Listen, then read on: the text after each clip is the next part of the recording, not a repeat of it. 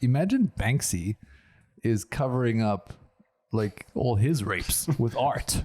Yeah, the blood, let's start that rumor. The blood stains on the wall. So the little girl with the red balloons, that's menstruation blood from the little girl at your end. Oh my God. Because there's a theory that he's part of that band. Don't give it away, man. I'm not giving that. Nobody knows. This is just one theory. Because I really like the idea behind Banksy. Like I heard I know people who know him. And, no, you don't. Yeah. What? But yeah, because in London, everyone kind of knows each other. He's British, obviously, right? Yeah. Banksy's at the local pub. I remember like someone telling a story about being in a club with the guy, and then someone in the club finding out that Banksy's there. No. And he goes to the DJ, takes the microphone, and goes like, "I'm a huge fan. Just let me know who you are. I just want to talk to you. I'm the biggest fan in the world." And then one random guy goes, "I'm Banksy." And then another guy goes, "I'm Banksy." And the whole club went, "I'm Banksy." Like a Spartacus kind of. That's the best. That's the best. Anonymous. Because the idea that he's anonymous is so cool, and that other artists should respect that thing, even if they know who he is. You know what I mean? Yeah. Do you know who he is? Huh? I think I do. Yeah. But the theories are like it's a collective. You just said, "I think I do." Yeah. You're not 100% certain, but that's cool. Yeah.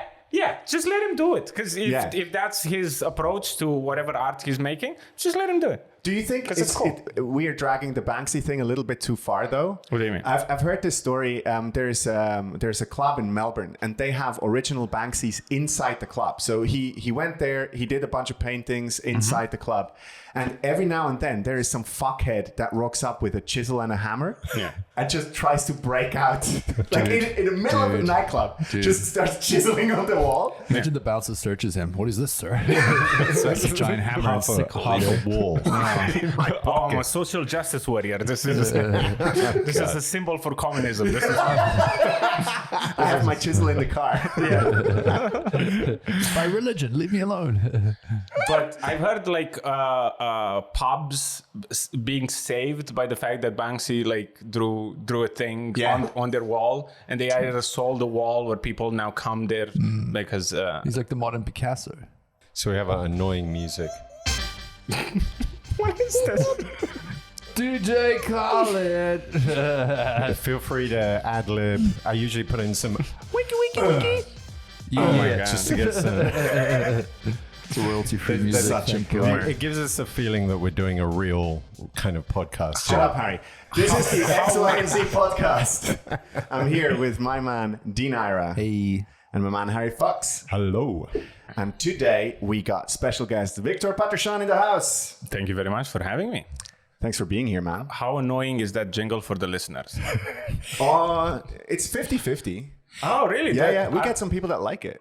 No. Yes, seriously, because what happens is at the end of the episode we play the whole thing, and it starts off really. There's more of it. Yeah, it starts off really chirpy and happy, and then it gets really fucking dark. It's like music for the end of the world. Yeah, it's like our conversation before we started recording. Exactly. But I just realized something, Victor. Now that you're saying this, maybe the 50% that I'm referring to that like it, they just do it to patronize us. They start out twerking and then just end up crying. It's like all of our episodes. Because since the Flintstones intro, nothing was really worth the intro time. That's true. That's a good intro. I missed that intro. It's like true. Actually, Seinfeld just did ding, ding, ding, and that's it. Just get it over with. But then the Flintstones had a good one. And then what else? 24 had a good one, but this was more like a sting. What? The 24 sting. Yeah. It was just like the clock, Yeah. that weird clock beep. It was like quite iconic. like but- 60 that's minutes. true. Yeah. The click. Yeah, and the wire. But now I can't remember. The Wire never had music. The best Famously. Sorry. They did. They had an intro sound. Intro sound. Yeah. The best intro is that one with the aliens, like the most famous show with that theme song. You know what I'm saying? It's not CSI. It's like a X-Files. X-Files is the most like catchy. Yeah, but you know Netflix gives you the option of bypassing Jump. that Yeah, because everyone hates it, and they know. Yeah, I don't want to see who the creative director of this is. Yes. I don't even know what a creative director does. Bring me to the fillet immediately. Actually, interestingly, I think the whole Marvel thing on Netflix, they invested heaps of money in those intros. Yeah. Did you watch the Marvel series when it was on Netflix? I have taste. Oh, fair enough. All right. Here we fucking go. Just insulted my religion. What other franchises are we taking down today? Like, I think they'll do a good job taking themselves down, repeating and rewashing all the bullshit that they do. No, I cannot agree with Victor on this one. Sopranos. Please tell me Sopranos best intro ever. It's not the best. It's a good intro. It's a good song. Like Louis has a good intro. Louis, But we can't watch that anymore. So Well, yes, you can. Well, Louis' intro is just a zip going down. Welcome to Louis. Yeah. Ew. But I think watching is exactly what he's into. So we're kind of playing into his whole fetish. yeah. But what is a man supposed to do if he has a desire? Here we go. An uncontrollable desire. He asks people, hey, do you want to help me out with this desire that I have? do you know As what? long as he asks. Here's the crazy thing. You know Opie and Anthony, you've got all the stuff on YouTube. One of those episodes, Louis confessed to where I think his fetish began. Because he used to go to, when he was school, he had single mom, and his mom would always put him in secondhand trousers like corduroys. Yeah. And he had this one pair where the zip would keep opening.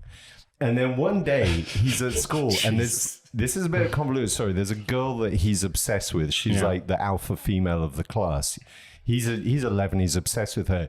He stands up and his dick falls out of his falls out of his trousers. Many holes. Exactly. Well, you have to listen to one. She sees it and laughs and gets the whole class to laugh at him. So the little girl that he desires humiliates him in front of a class. And This I is think why you relate so well to I Louis think- C.K. I just see that's everyone's fetishes always come from some bizarre shit as a That child. is true. And Yeah.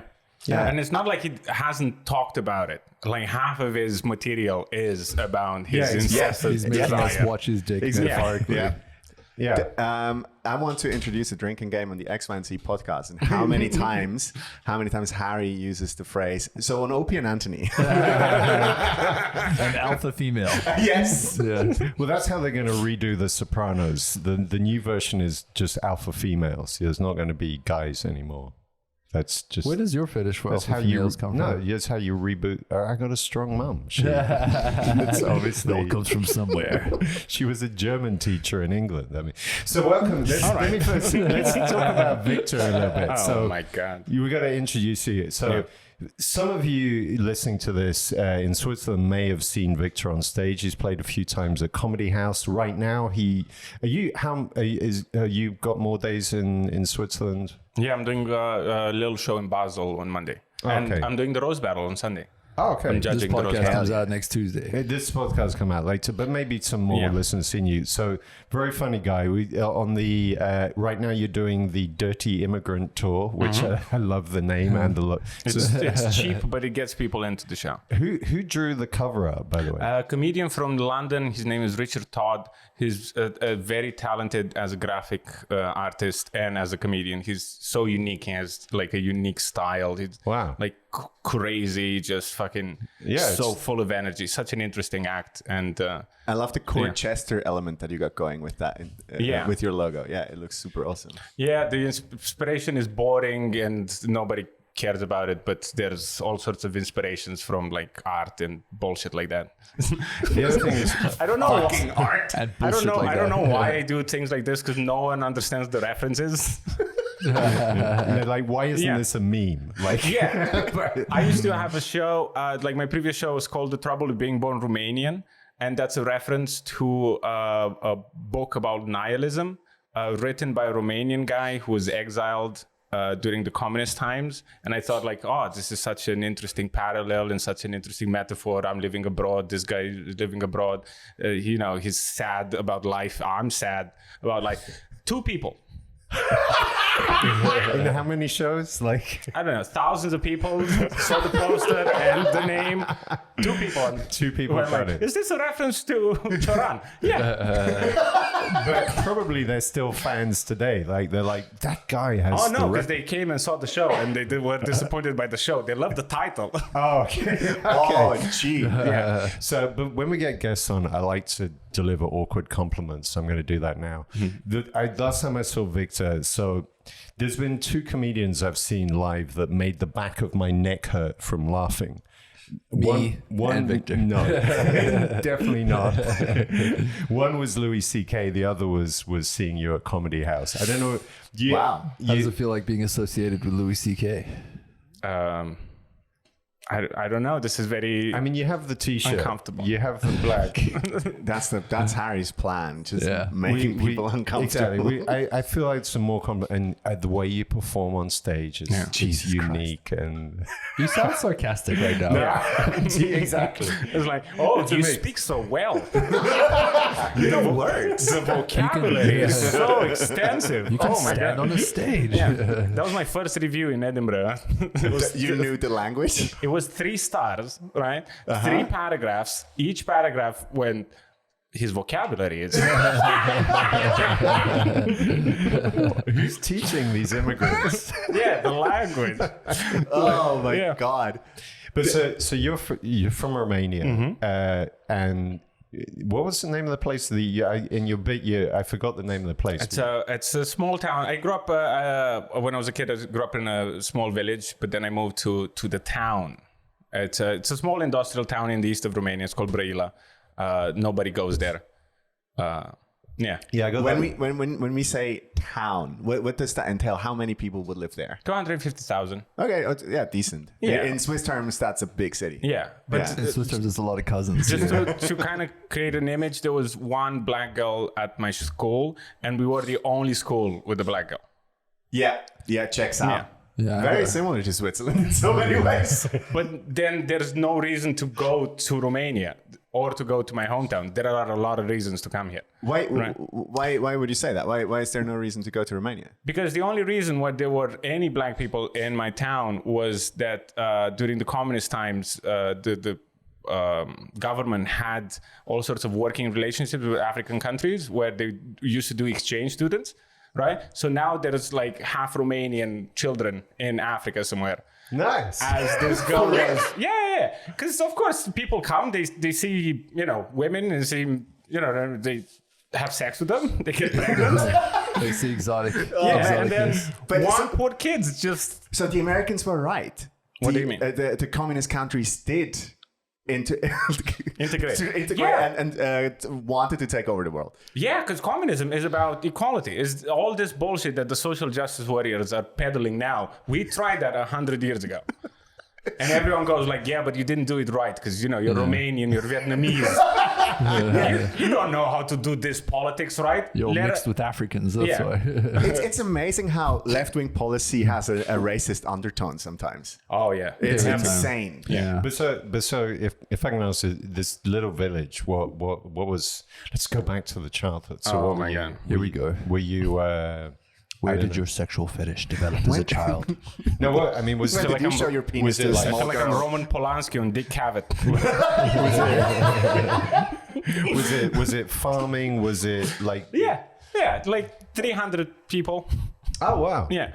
So you were out in the fields. Yeah, yeah. Because this is an interesting thing. Like Christian is a farm boy. Yeah. And then we had this other guy, Nick Kappa from Australia, who also is a farm boy. Yeah. It was a pattern. So Are you trying to we're building up a story construct of, something here? because Farm people. well, it's It's like because it's boring, I guess, a lot of the time if you got a brain, and then you just start to think about life, the universe, and yeah, but do you think life in the city is much more exciting? There's no cows and chickens around here. It's It's only exactly the same. Still people, like annoying, boring people, but at least in the countryside you have, places to go, trees to climb, chickens to Murder. yeah. Yeah. the sheep talk back on the farm, not here. I think people are boring everywhere. Yeah. It doesn't matter How what dare kind you. of setting. Oh, Jesus Christ. Have you listened to a conversation on a bus once? Oh. Holy fuck, man. Sometimes I just... There's the reason why we invented headphones. It's not because we wanted to listen to music. It's just so we can kind of get away from the conversations that happen around you. Is that why we're wearing headphones right now? Exactly. What did you guys say? Sorry. Yeah, Gina. Actually, but I was listening. You did this podcast with Amit, our friend Amit Bilge, and Shout out. I was listening to that as Oh. as prep. Yeah, I'm the one person that listened Yeah. to that podcast. Oh, wow. No, I'm kidding. I mean, and what was interesting about that was. Well, you had a thing of saying you don't find comedians weird, you find people that listen to comedy weird. Yeah. And I think it connects with what you're saying. It's like, it got me thinking like it is actually, I've never thought of that before. It is bizarre that you need to go to a comedy show to get insights about reality delivered to you through laughter. Yeah. And People never think about the things that we're talking about. Even like the hackiest joke, it still gets a laugh because people go, "What about Tinder? What? What do you say? people do what on Tinder? Oh my God, my head is blown." And all of us go like, "What? Another Tinder joke?" Sounds like my comedy career. There's one up from that. Going away from a comedy room is a wedding speech. Yeah. That's the worst of hackery. Yeah. And then you have to laugh at your drunken uncle kind of Yeah. doing a sly comment about the dress or something. It's just, Fucking yeah. oh my God. But of course. But we all laugh. You're right. Have you Auntie seen what she was Margaret. wearing? There you Wouldn't go. it be great to drop like one of those hacky rape jokes that you do in your beginning of your comedy career at a wedding? Like, oh yeah, I remember the time he raped my cousin. Oh, just kidding. Wow. Sometimes Harry's people do not- that. Sometimes people do that. Sometimes people ask for roasts.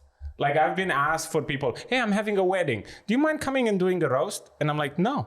It's the that worst sounds thing. like Yeah. the worst idea of all time. Hard. Yeah. You gotta like land up calling the bride fat, and then Yeah. that's the winning over. Okay, I have a story. When I got married, married? I used to be known as being married. Wow. And it's a thing in Switzerland. You do skits. Yeah. It's very dumb, and they're usually really shitty. Or like Mary Tyler Moore, like the SNL. Yeah, exactly.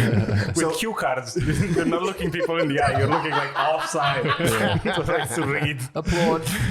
My brothers and my cousins did a skit. They basically portrayed me living in a flat chair and portrayed me as this really nasty, ugly guy that never cleans up and always leaves the trash where it is, Accurate. which was absolutely accurate, Yeah. by the way. But it was so harsh, apparently, that my grandmother the next day walked up to me and said, "They should have said something good about you."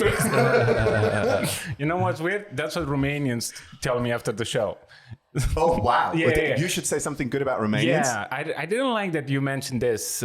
Why not, mention the good things about Romania? Like, Okay, tell us the 5 good things about Romania. A Romanian invented the fountain pen. Cool. Useless. Absolutely useless. Man, I'm trying my best.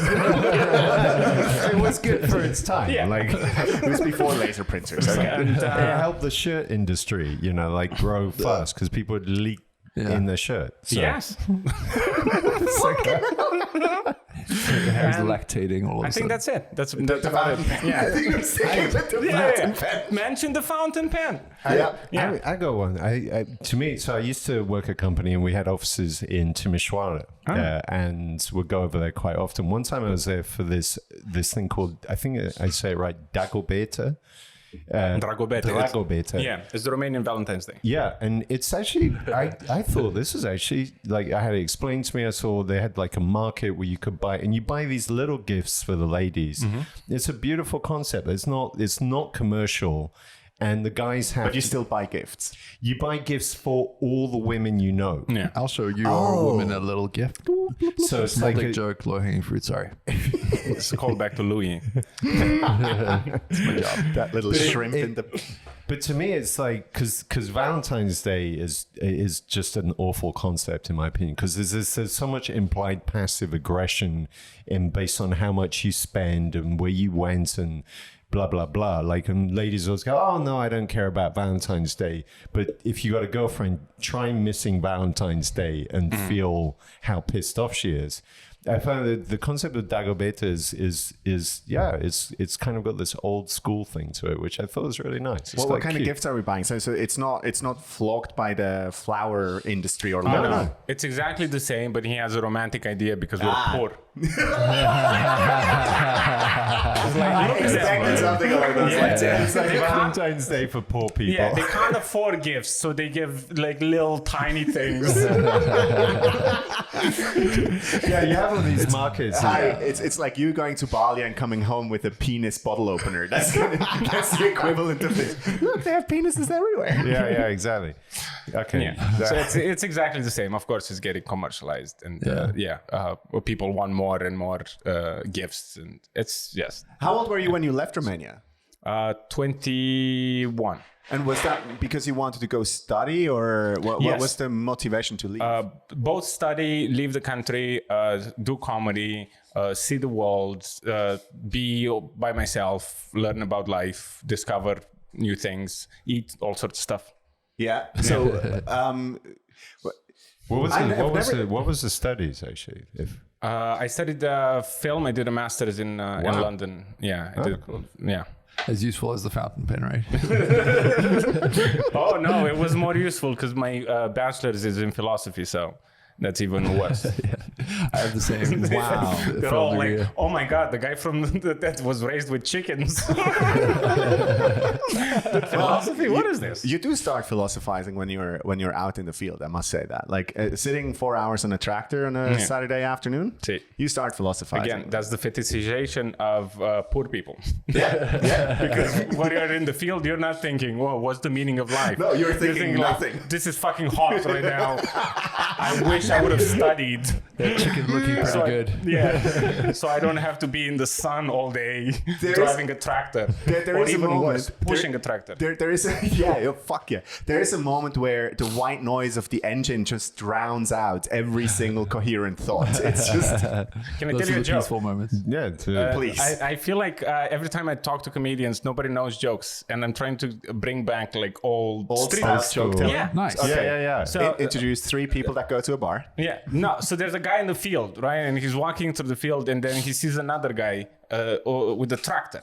And the guy with the tractor is spraying insecticide, bug killer. And he's going up and down the field with the tractor. And at some point, this guy goes to the guy with the tractor and stops him and goes, "Hey, man, like I see you're spraying this bug killer. Are the bugs actually dying?" And the guy goes like, "I don't know if they're dying from the bug killer, but the ones that I run over with the tractor." Jesus Christ. There's a reason these don't come back anymore. I don't know. I like Have you got a good one like that? I haven't got one. I got one. You ready? Yeah. A blonde walks into a bar. Oh, here we fucking go. She says, "Ow." Oh. You did giggle. I got it. But see, there's these gems that what's happening to them, right? Like the Bill Cosby's material. It's just wasted now. Such good material. Right? Oh man, will there be a Michael Jackson moment with Bill Cosby where we go back and listen to his albums and go like, well, you have to distance the art from the artist? No, I think you crossed the line. Bill is done. I tried, it's over but it's for no. It's yeah. You've tried? What do you mean by you've tried? Because I've known Bill Cosby and I've listened to him. Most of my life.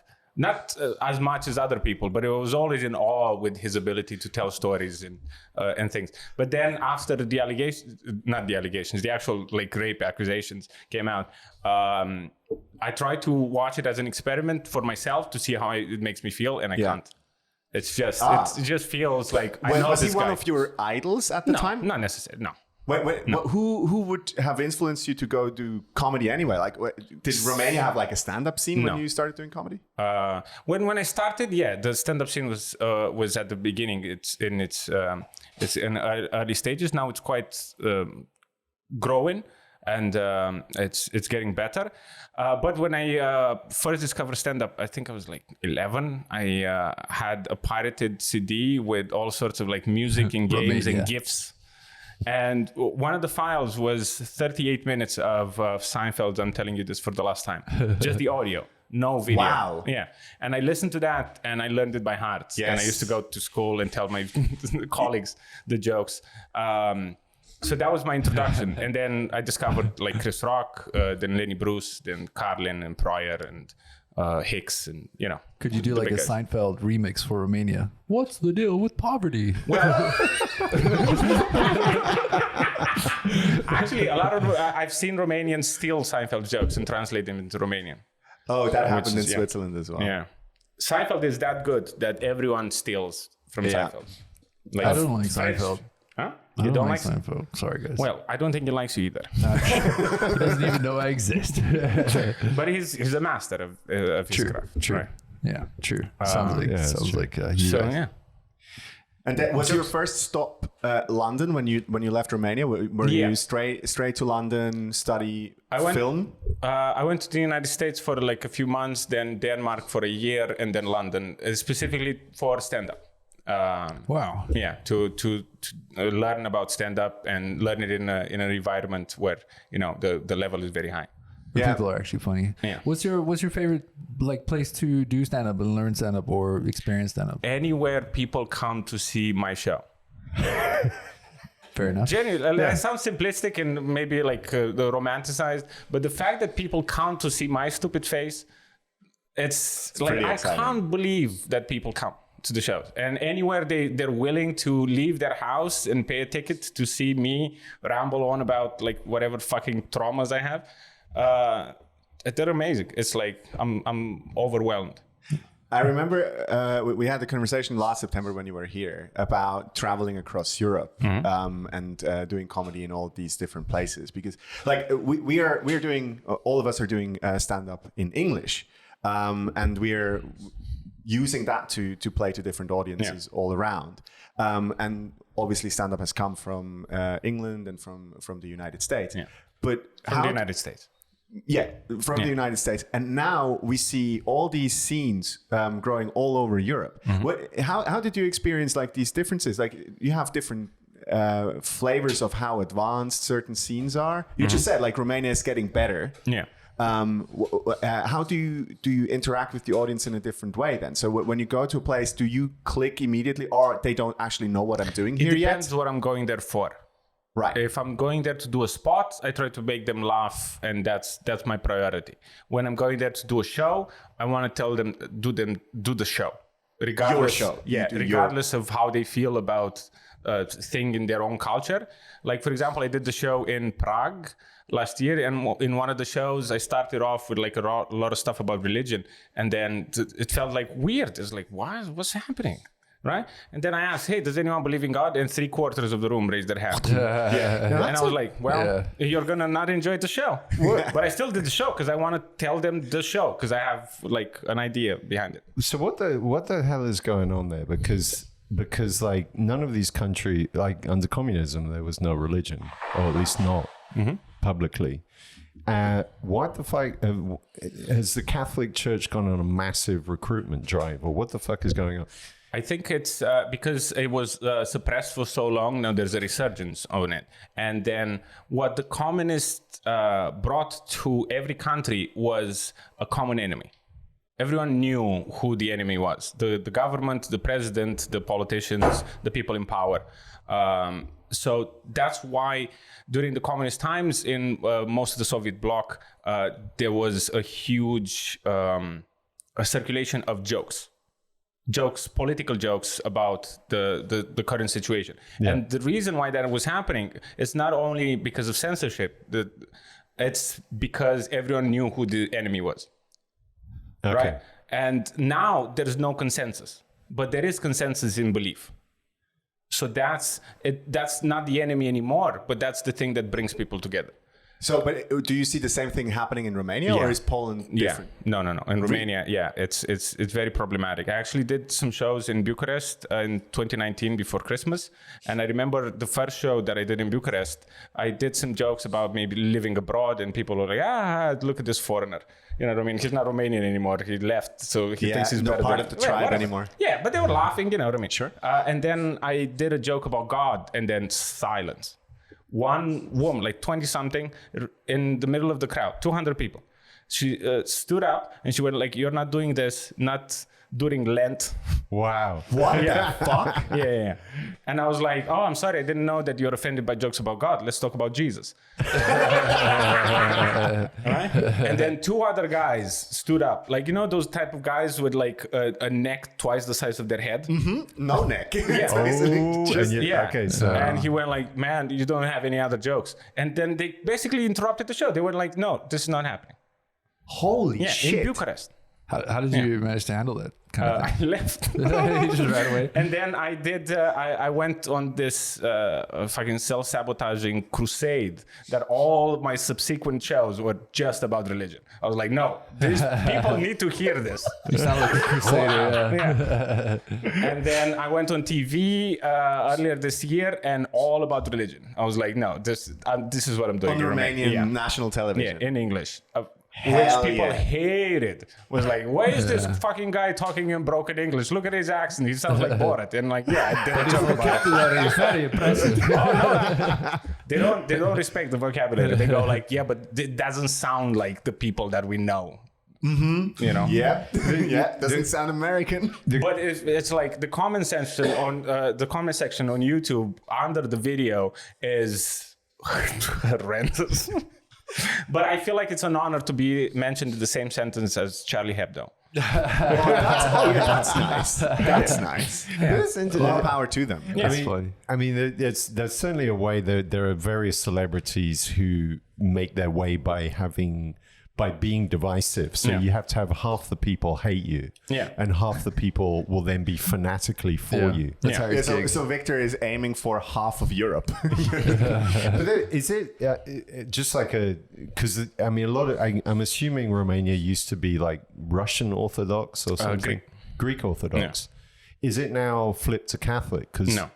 Why would they flip religion? I heard a story that the Catholic Church, when the collapse of the Cold War, was going around Eastern Europe pretending to be Orthodox.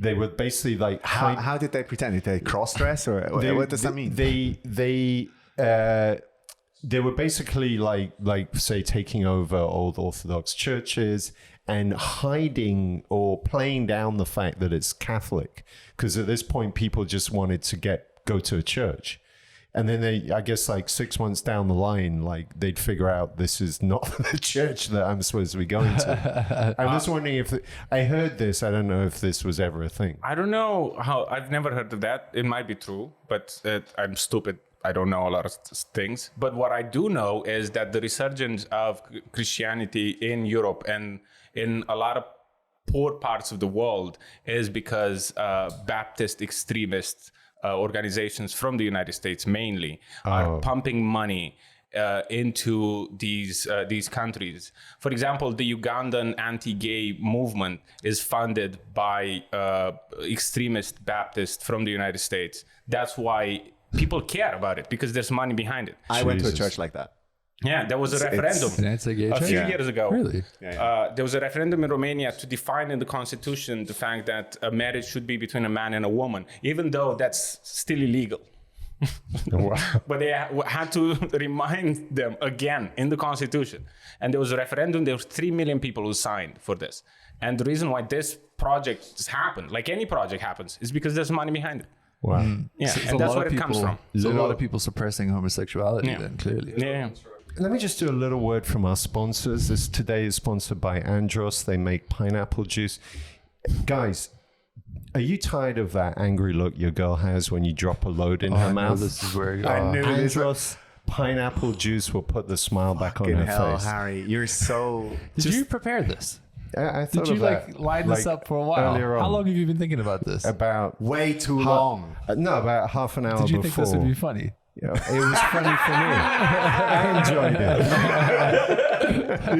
All right, let's carry on with the show. All right. Thank you for bringing the conversation to the gutter. I like to. Yeah, I feel like that's our highfalutin conversation about religion. Yeah, we got to get to the jizz of God, basically. Jesus, that is. The Jesus of God. he did the come and marry. Yeah. Non-consensually. Yeah, no, she wasn't there. Sounds like a Bill Cosby So you're like, do you have like a home base these days? It's my backpack in a hotel room down the road. Really? Yeah. Like nowhere that if you Jesus. Because I can't stay in a place at the moment because everything is so unstable. Things are changing. Like I was planning on staying in Berlin or Amsterdam last year, and I stayed in Berlin in November when the second lockdown started, when the whole continent was locked down, and then I was going crazy. And I managed to book a show in Barcelona in the middle of December, and I got there and I realized, oh, theaters are open. Okay, I don't know why, because the Spanish or the Catalans, they're not particularly cultured. Yeah. Come on. They're like, we were an empire. And you're like, yeah, who gives a shit? You did horrendous things. Everyone talks about the British, but no one talks about how bad the Spanish were. Anyway. I think that this goes back to your earlier point. It's like, it's just poverty. Like, because Spain is now a little bit behind the curve on many things. What did they do with the money? I wonder. Squandered it. Exactly. Look at the Dutch, how they've improved. They were holding on to that shit. Exactly. The little guilders. But at least they made a nicer country. They made a country where there was none. Yeah. They're just literally digging dikes. Yeah. But you call it dikes? Digging dikes. That's a nice club in. You got to stick your finger in a dike. That's the basic national pastime. What? They have a you don't have to explain. I get your bad joke. You've done well. Every child in Holland knows if there's trouble, stick your finger in a dike. That's basically if it goes wrong.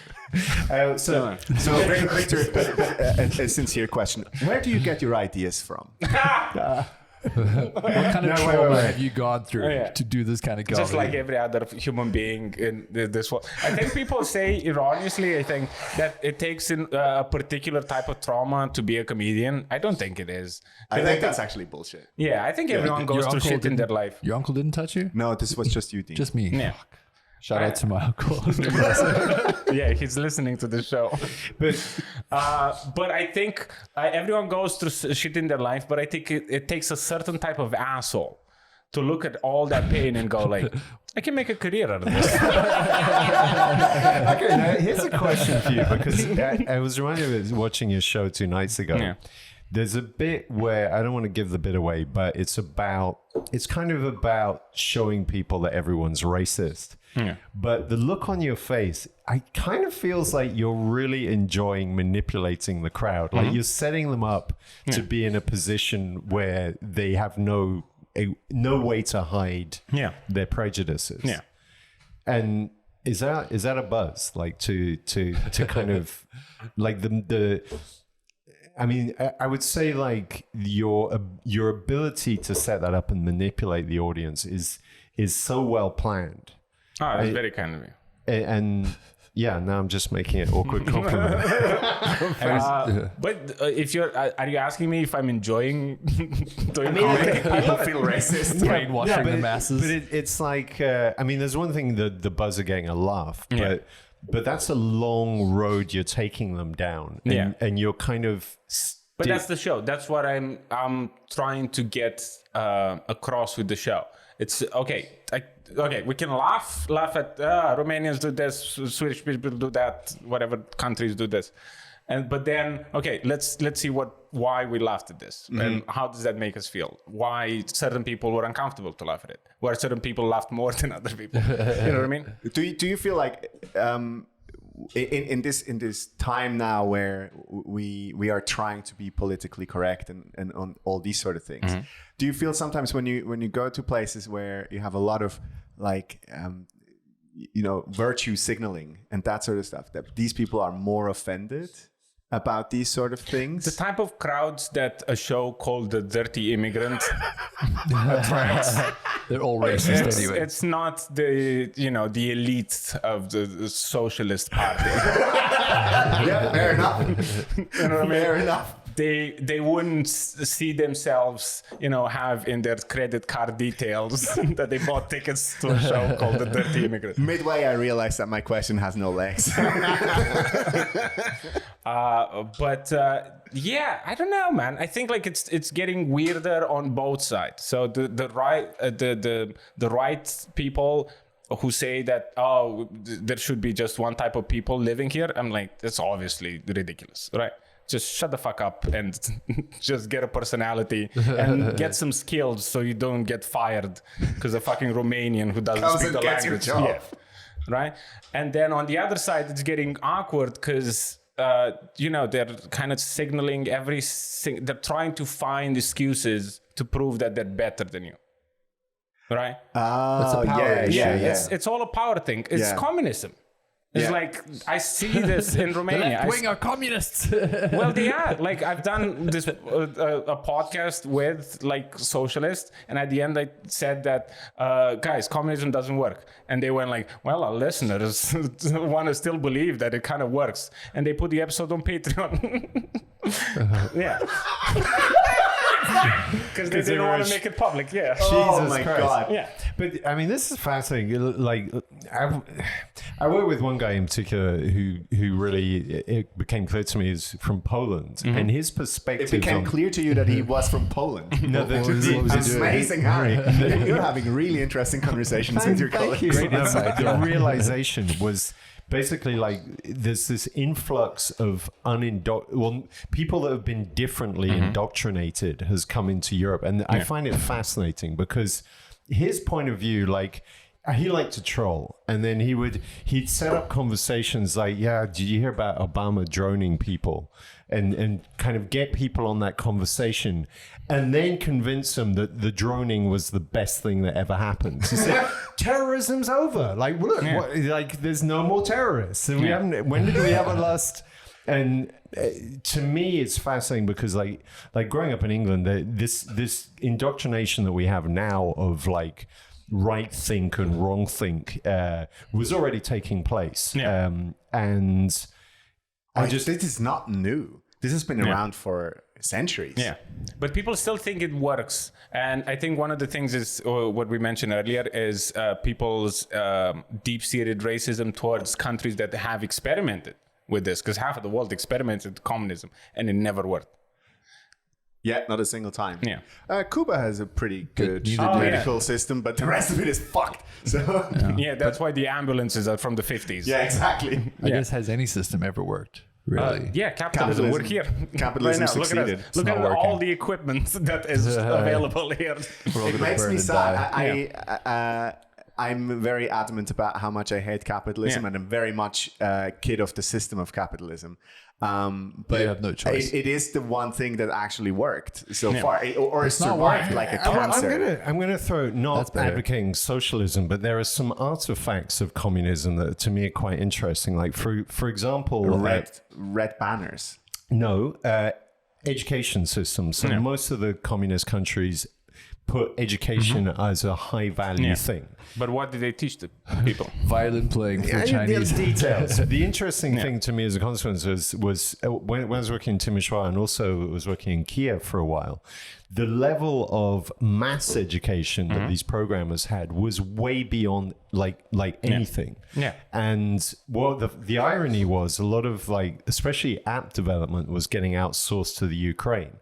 And these guys, I would interview people, they'd like, I worked on like these 10 apps that everybody knows. Basically, all the expertise, the actual ability to build apps was like the people that can really do it are in Eastern European countries. And it's a product of like having made maths, like in Russian speaking countries, for example, putting maths on such priority. Yeah. But that works for the people who end up working in these domains. But for everyone else, it's they drop out of school because they go like, what the fuck is LN? Yeah, exactly. What is I? Why is I? What's the percentage of developers in Ukraine compared to the rest of the workforce? Because the education system should be for a system. It should be a system. It should be for people teaching them how to deal in society. I don't know how to file my taxes. Like, right? And that's And something. that's why you're living out of a backpack. Yes. Yes. Yeah. You know what I mean? That's the find thing. X, That's though. the maths. I learned maths at such a high level that people in university don't learn in the West, but I don't use it. Yeah, it doesn't. It doesn't give you anything. Yeah, like I do jokes about maths and it just goes over people's heads, and I'm like, I can't even use this in my fucking jokes. Like, whenever I bring in percentages, people go like, "What? 97%? What is that?" This is how we qualify education systems now. How can I use my education to make people laugh? Yeah, This is- exactly. But then it's The whole not like thing's the a joke. capitalist countries don't learn maths. No, it's true. It's true. But I think in the West we've kind of undervalued, or we don't prioritize education. Like, I mean, growing up in England, the people that actually wanted to work hard were children of immigrants or immigrants, and like all the kids at my school were just dying to become a pop star or something in that, like stuff that has some value to society. But, you know, it's like, oh, lawyer, boring. So it's preferable to struggle as a child and then like seek opportunity versus have a comfortable situation and then be open to like luxury ideas. That's a deep thought. That's too deep for me. Give me an No, example. you can turn that on its head, because Bill Gates is a product from a very sheltered and rich upbringing and was very successful in what he did. Because it's like No, but this is the point. Like, the majority of people will go somewhere. But the argument for like you have to have strive to become successful, I don't think it actually works. Yes, there are examples of that, but then there is thousands of people that never made it beyond a certain point. there's the story of like immigrants going, like Jewish immigrants going to America, right? And first generation, they struggled, they had nothing, and they started like vegetable stores and did all the basics, you know, seamstresses, etc. Their children had more opportunity, therefore became lawyers and bankers and started kind of owning the city. And then I guess the generations after that, now they're like, let's do TikTok videos, you know? So maybe life is about struggling in a communist system better than the communist system works for a lot of people, but then if you want to do anything outside of that and be an individual, like comedy or anything, it stops you from doing that. It stops you from thinking outside, talking about, entertaining any ideas. That's why the whole social justice movement is about, it makes people feel like this, like, oh, we can't talk about this, but we're just having a conversation. Doesn't mean like I want to murder all the Spanish people. Let's just... It's fun to talk about it. Yeah, though. talk about it. And then we know that, oh, this is just a fun idea. It does actually sound fun, right? We should develop an app. Contact Ukraine. Yeah. Kill Right? the Spaniards. But yeah, it's, I think, I don't know, man. It's like we're getting, it's like I'm not smart enough to kind of sort this out. But it doesn't work, is what I've seen. And what I've seen also, it destroys culture, it destroys identities, it destroys the idea of people's history because it's rewritten in the same way that we see in today's society. They're trying to rewrite the history. So, yeah. I don't know. It's getting weirder and weirder. One little question, and we'll do a quick break. Do you remember Ceausescu? Were you alive? I was two, like 1.5 when he died. Oh, okay. But I think, I'd like to, I don't know if I can say anything else. The problem with communism and socialism is it's good intentions. And that's why it's so difficult. Place, yeah. It's so difficult to argument against it because it's people going like, oh, let's all be equal. And everyone goes like, what's wrong with being equal? Right? Yeah, Sure, you little fucker. Right? But then I feel like as human beings, we try everything in our lives not to be equal. Yep. That's why you're all wearing different shirts. Yep. Yeah. Mine is better because it's white. Exactly. The dirty immigrants over here wearing black. You bastard. Yeah. Right? So that's the problem with it because it's, the road to hell is paved with intentions. I like the love that you have for these old-timey jokes. Oh, yeah. You know, that rhythm, again, like that setup of like, 3 people walk into a bar, blah, blah, blah. But now I feel like, do you want to record? We are. We're recording. Okay, Yeah. I feel like there's, because I think what we're doing is it's not very foreign. Like the stand-up is not really inventing like a new thing. This is already happening, and it has been happening for like hundreds of years, thousands of years. People telling jokes. Like I remember, like one pivotal moment in my childhood was there was a party at my house. My mom and my uncle and a few of their friends were in the living room, and they were telling jokes, and I was not allowed because they were telling dirty jokes. I was not allowed to be in the room with them. So I was just stuck with like fucking kids in another room where we were not supposed to listen to what was happening there. The whole thing sounds like a dirty joke. It is. It kind of is. Because like they were, my uncle was telling dirty jokes and people were crying. Like I would see people like the walk. kids or the adults? The adults. Just checking. And I remember this as being like, what was he doing? What was he telling them? What was the magic? Yeah, and it's exactly what we're doing on stage. It's like it's a more controlled environment, and it's like more personal things. So we're telling our own jokes. Yeah. But it comes from the same thing of trying to make people laugh, and that feeling of there's no kids. We're all in on this. This is a joke. Right? Let's entertain these crazy ideas, and then we leave, and we're not in that environment anymore. Of course, you can't do the same thing at work. There's a social contract. Exactly. Yeah. I find this fascinating, especially like I grew up on this farm, and the guy that ran the farm, he was this incredibly prolific joke teller. And he would always have stories, and that was his day. So he was a guy. It was a potato farm, so he would grab potatoes out of the ground and then go and sell them to people. And the one thing that he used to kind of endear himself to all the people that had to buy shit from him, all these restaurants and stuff, he would go there. He would have a coffee. He would speak 15, 20 minutes with a guy, and he would have like 5 jokes. And they would most of the time would be the exact same jokes. But every single time he fucking nailed them. It was incredible. Of course it's the same joke. It's material. We do the same jokes. We do the same jokes, of course. Yeah. And you know your uncle that tells the same jokes at every Christmas? Exactly. That's his material. It's not original material, but it's still material. And you can see the stories change from year to year. Oh, he's learning. He's learning how to say... Feel free to move it around. He's learning how to say the jokes better. He's adding more punchline. He's adding laughs. Shortening the setup. Exactly. Yeah. Right? All right. Do you want to hear the first dark joke I ever heard? Go ahead. I'm going to cut it down a bit because otherwise it takes ages. So there's this guy and he's going home from work. His car's being repaired. So for once he walks home and he goes past a whorehouse and he sees a sign that says... come and visit Gloria, sings opera while giving a blowjob.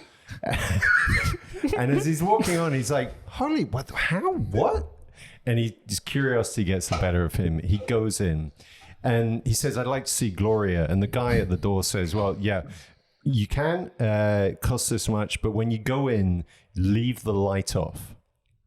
That's the only rule. So he goes in the room and pulls his trousers down, starts getting a blowjob, and suddenly he hears like opera being sung from clearly the person giving him the blowjob, and he's like, what the fuck, and blows his load and then goes home. And all night he's thinking about this. Then for the sake of cutting the joke short, he does the same again for the next 2 nights. On the final time, his curiosity gets the better of him. After he's finished, he's just leaving the room. He flicks the light on and he sees this naked woman lying on the bed. And on the pillow next to her is a glass eye. Oh my God. And what was great, I was telling that joke as like the age of 12. And it was fascinating to watch people go, what? I don't get it. And I would just go, just think about it for a while. And sometimes people would it would take them 24 hours to figure it out. Genius. But see, they're wonderful jokes. They're incredible. There was one that we told each other in school. Now that you mentioned the whorehouse, it was all the Swissy jokes. They always start with Little Fritzli, right? Okay, so there's Little Fritz. He lives across. He lives in a house across the street. There is a whorehouse, and he sees men leaving there always with very happy faces, and he gets curious. He's like, what what is happening there? And he asks his mom, and he goes like, hey, what is there? It's like, this is for grown-ups, this is very, very good things happen to people there. One day, he grabs life by the horns and he goes across and he goes to the madam and he goes like, okay, I hear really good things are happening here. And he goes like, all right, little Fritzley, and brings him to the kitchen and gives him a cream slice. So he eats his cream slice and she brings him another one. And he's like, oh yeah, great. And eats his cream slice. And she comes around, she sees that he's finished and brings a third one. And he just licks the top of the cream slice, walks out of the house, and his mom sees him. And she screams at him and says, what did you do? And he goes, well, I finished two, but the last one I only could lick off. That probably worked better on a farm. Well, that died. If only jokes like on stage could have these lengths of setup, it would be. But there's some people who do this. I've seen people do like long story, like 5-minute stories with one punchline at the end. And people are like, yeah, they're interested. Like people watching the net. It's not funny, but they're interested in what she has to say. Sure. Right? Oh, of course. Yeah. Okay, that's a great topic because. Can I do a joke quick? Yeah. You do. I think Chris Pratt did it on Jim Fallon. Maybe you've heard it. It's a German joke translated. So it goes like this. He says, there's a farmer sitting on a hill with his son or something, right? And he says, this is strange. Let me tell you what happened. Look at that church, right? I built that church. Do you think people call me a church builder? No, right?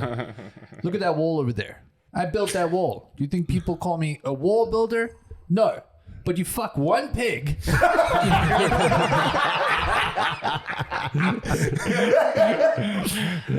you know the difference between a pickpocket and a peeping Tom?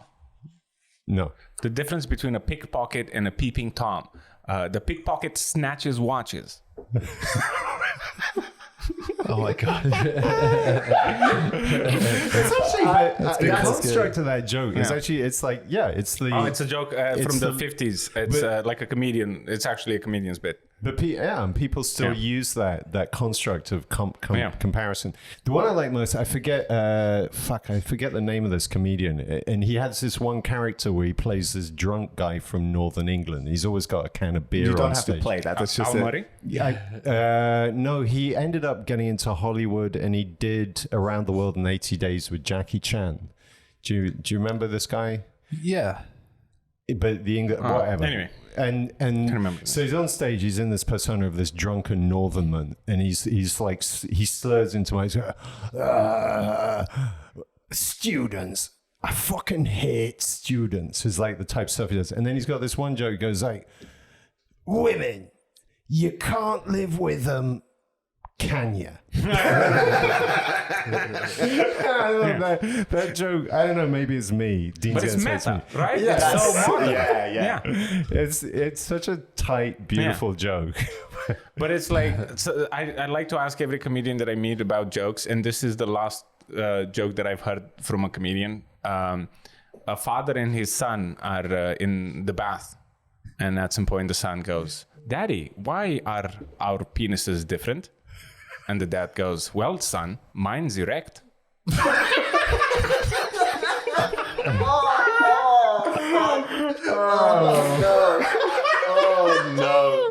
No. I hate that more than the singing opera lady. But okay, so here's my question. Okay, so we're talking about long setups. Right now, actually, the reason why I had to leave your show, I'm doing this online comedy course with a bunch of American comedians. And because, I don't know, it focuses on doing clean jokes. Like I normally do super fucking dark stuff, but I just want to be able to do that. And then the guy's putting in all the stuff about, you got to get your first laugh within 7 seconds. Then he's talking about, like, I remember the first time I really started thinking about this, I saw this comedian and I started counting the laughs he got, and he got like 22 in a minute. And What? You never told me that. There's no time for... What? Well, there are 22 laughs in a minute. in a minute. What? And Who is this? What sort of magician? Yeah, because I this is like... forget shit, I should have remembered the story, but Yeah. I mean, the comedian was a well-known US comedian, but it's like there's this thinking that you need to have a laugh every 10 seconds minimum, and I don't know about this. I'm very conflicted about this. It's like this. There's this style of like you get a rhythm going, and if you keep like pushing out a laugh every 10 seconds, over time the audience just starts and they can be not even hearing what you say, but when the pause comes they'll laugh anyway. So and I don't know, like for me, like a lot of the jokes I've been trying to do have long paths to them, and then over time, like these long periods of awkward silence, it's just I don't know. And I think to stir up a bit of comedy gossip here, there are people in this scene who are like, we need the guys that can make a laugh every 10 seconds at least, ideally more. Yeah. So we're starting to optimize as a group towards this. What's your feeling about this? Is this... There is various approaches to this. There is a Romanian comedian in Berlin. His name is Dragos. He did a series of videos on his YouTube channel where he watched specials. And he counted the laughs and did like graphs about how the laughs are going up and down. And Jim Gaffigan and Louis have incredible rate of laughs. Throughout the special, like 8 laughs per minute, which is unbelievable, right? But then it's a type of laugh that Gaffigan gets with like short, silly bursts, jokes. Bacon this, bacon that. But then there's a different laugh that Louis gets. Right, so that's one thing. But then he looked at Chris Rock's the first special. What's the name? Bigger and Blacker. Bring the Pain. Bring the Pain. Where Chris Rock is the only one that he looked at where the number of laughs goes up as the special progresses, and the types of laugh that he keeps getting are different.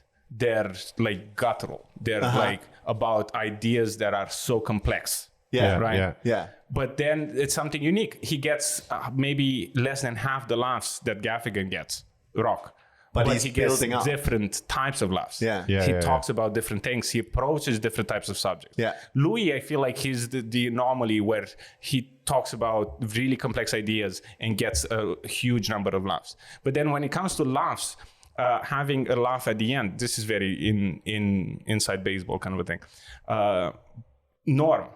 Norm's approach is very interesting because he knows he has a punchline coming, and he just tries to take the longest route and the longest amount of time and the more laughs on the way, like his moth joke. It's an old school joke, but he's getting laughs out of naming his children Russian lengthy names.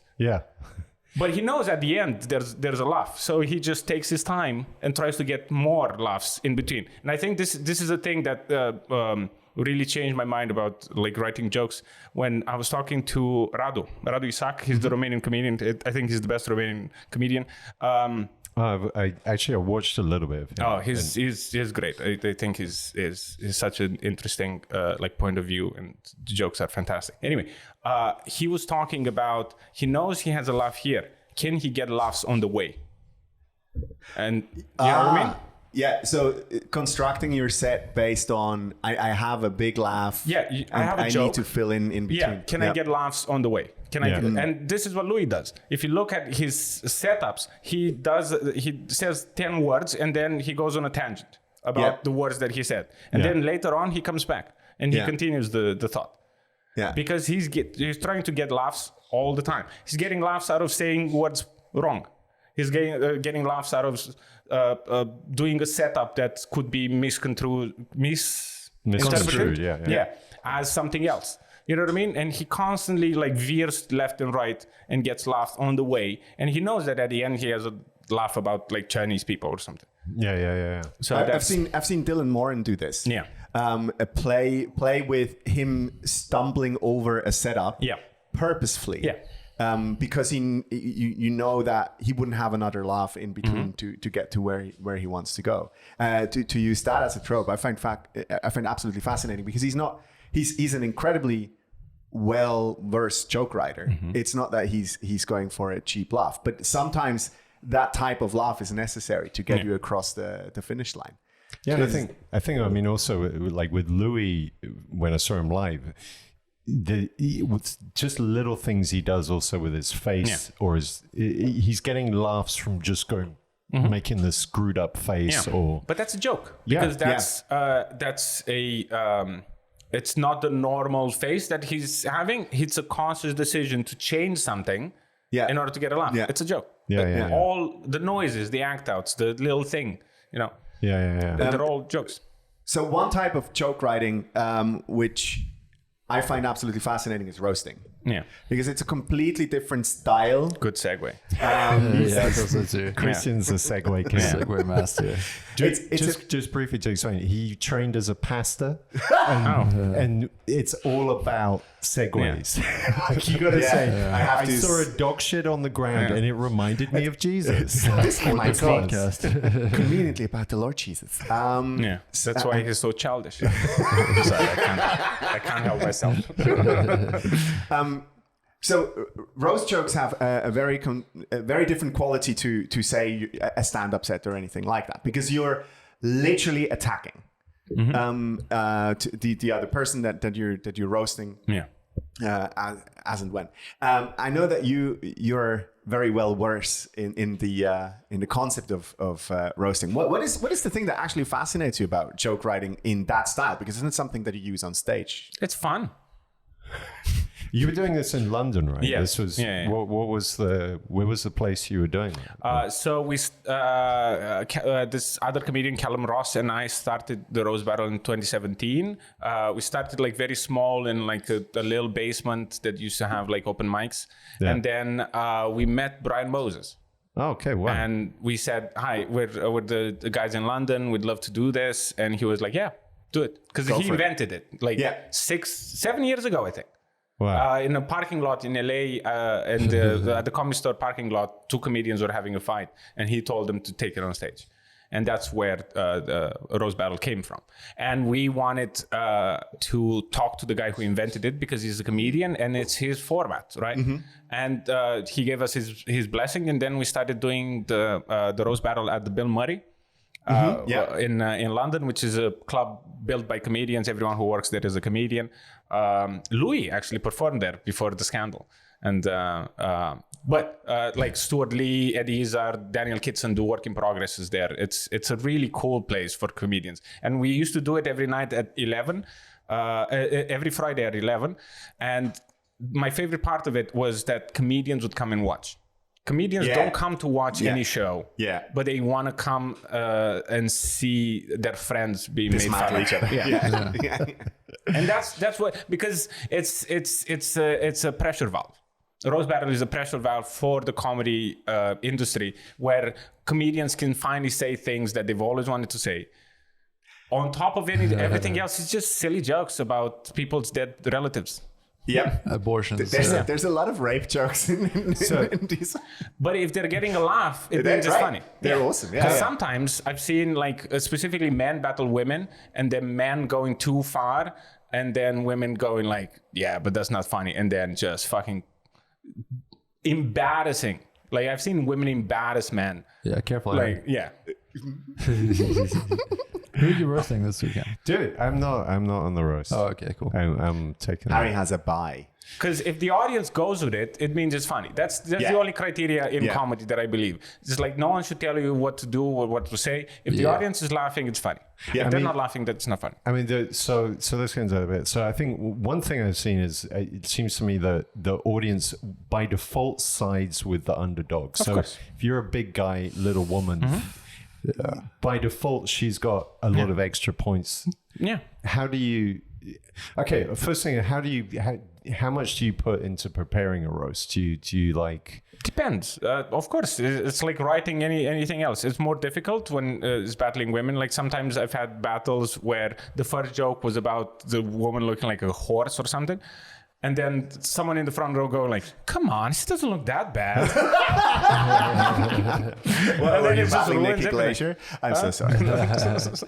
But that's the challenge. It's like it doesn't matter who wins and loses. It's a joke writing exercise. You get to meet people. I'd love to have like personal conversations before the battle, so I know who I'm battling, and they share information about their lives, and I share a little bit of information about my life. And then next time we see each other, there's a connection that I don't have with other people because I don't know stuff about their life. Sometimes in the green room, you never share anything personal.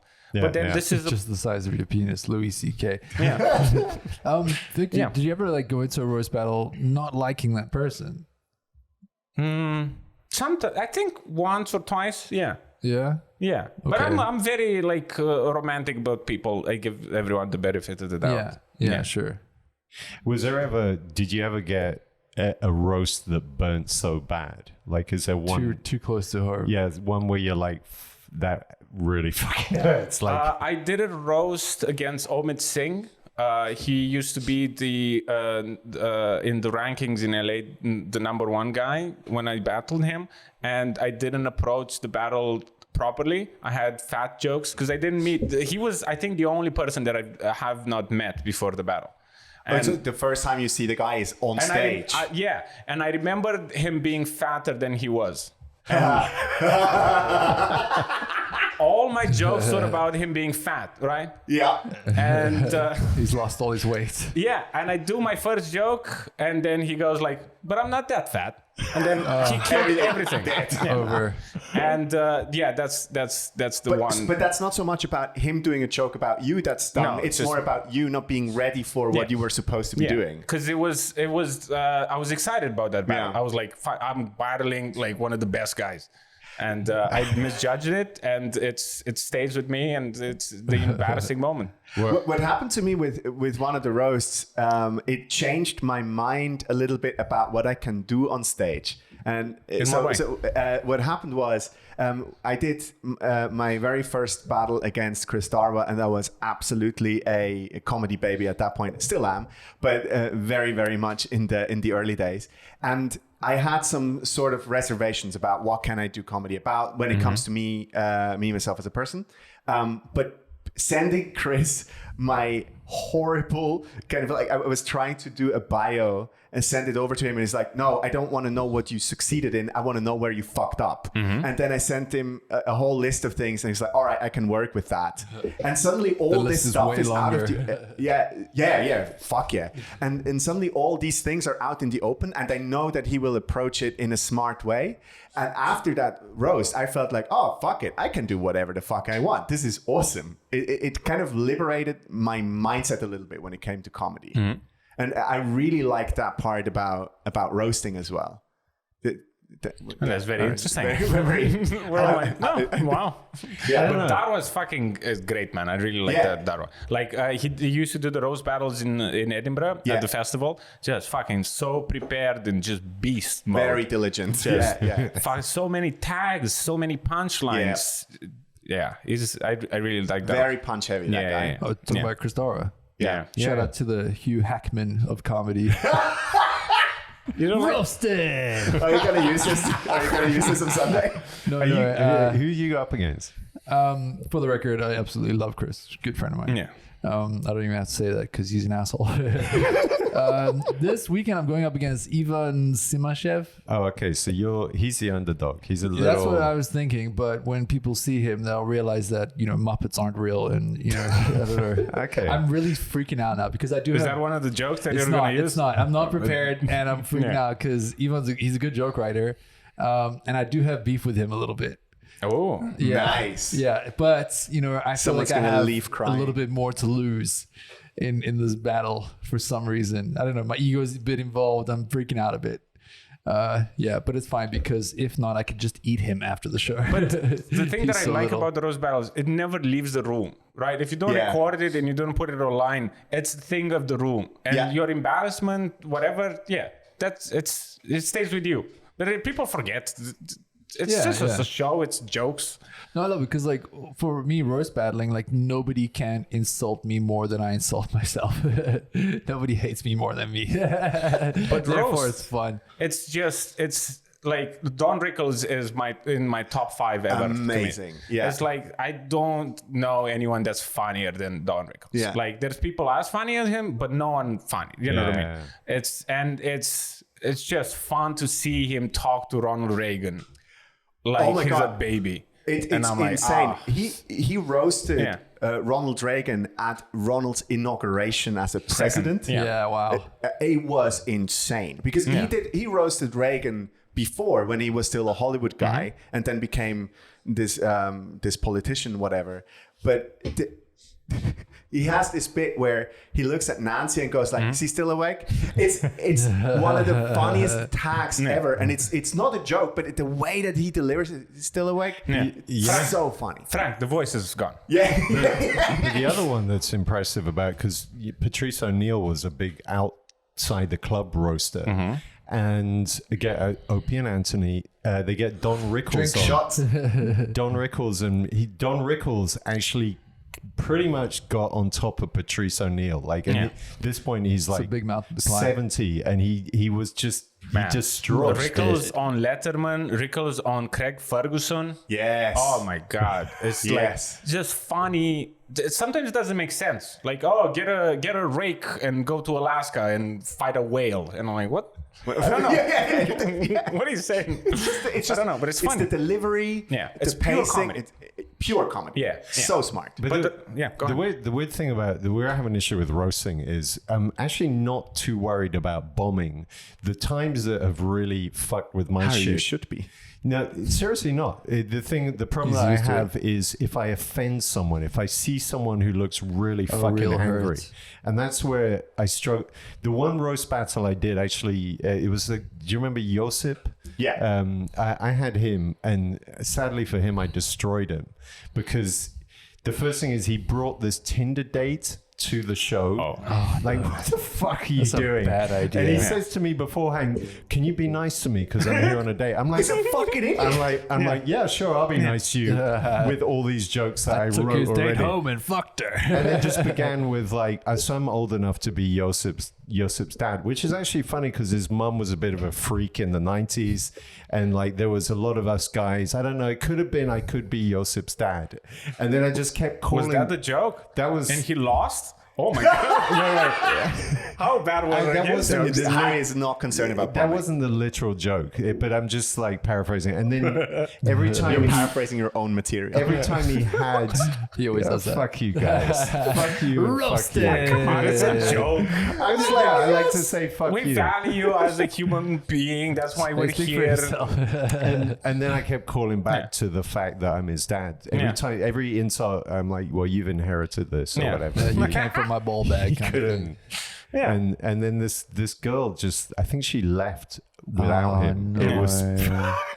This should be. But what is the bad thing out of that? Oh, he lost a date with the person that cannot understand. This is a joke. He won. He won out of this. He lost like a horrible person in his life. Yeah, it's fine. He didn't have to deal with a shitty breakup. Yeah. This actually, maybe we should make this a thing, like roast battles with Tinder dates. Bring your partners. Bring your date. You have to, a partner. Because if they stay after that, they're a keeper. They understand comedy. But that's who you want to hang out with. True. People who understand, this is a joke. It's People who also think you're a piece of shit. What about, was there a roast where you're particularly proud of? Like, were you I think what I'm proud of is the fact that I did every single roast that was available in London and in Edinburgh. Wow. I went on every day. Every time. You're proud of being a gig pig. A gig hog. A gig hog. A gig pig. Yeah, I think that's the most proud of. And sometimes even doing 2 battles in the night. That's what I'm proud of. Because not a lot of boxers can say that. I had losses. I had a lot of losses. I had a lot of wins. But it's just about the jokes and trying to write jokes every week and just doing the battles and meeting people and doing the roast battles in Edinburgh. That's just amazing. So, but did you ever have like that 7 Mile, you know, the Eminem movie? 8 Mile. 8 Mile. The 8 Mile. It's Jesus such a boomer thing. Whatever. Did you ever have that moment of, you know, where it turned round? Looked for mom's spaghetti. You got the whole Turn crowd. around in what way? Where it's like it's going badly and then you flipped it and like second joke in or something, the crowd. Yeah. But Nice. things like that happen. It's not that rare that you remember. Oh, I remember a moment. No, it's like I think I've done too many roasts for anything to kind of. But I remember jokes. Like I remember jokes that other people said about like someone's hairline being so deep that they could commit suicide by jumping from the top of their hairline to the tip of their nose. Okay, that's a nice one. You know what I mean? Or I remember jokes from like roasts on TV, like Joan Rivers' roast joke about Robin Quivers, you know, Howard Stern's sidekick, where Joan. Yeah. You know Robin? Yeah. Joan Rivers' joke is, "Bitch, you look like a mudslide." Man, you know, Victor, like you're a successful comedian after going around Europe and, you know, having these endless experiences with roast battles, etc. One would expect you to be funny and not just a dirty immigrant. Okay. I'm kidding. You know I'm judging the roast battles. I just fucked up. Oh shit! Eli's gonna kick my ass so bad. Victor, it has been an absolute pleasure to have you on the podcast. We're wrapping it here. All right. And we hope to actually have you back on Yeah. your travels. That'd be lovely. And maybe sometime we can do this again. This has been Check been it out. super Yeah, funny. where can people find you? What? How can people find you and learn about your shows? And where Online. you at? Just look for my name online and things will pop up. Do you want to put a tag there? Just my name. The name that no one can Pronounce. pronounce. Yeah. Just Victor Pãtrãşcan and things will pop up. All right, we'll link Cool, to we'll it. put it- We'll yeah, link I to just it in the realized I episode. said it wrong at the very beginning. Yeah, it's fine. Everyone does. Thanks so very much. XYZ Podcast, follow us. We have a website called TheXYZpod.com. very nice. All our contact details are on there. And there's no shows to plug right Yeah. now. Thank you but so much there for will be coming, more. Victor. Thanks for Oh, coming. thank you very much for having me, guys. This is something that I'll try to forget. Bye.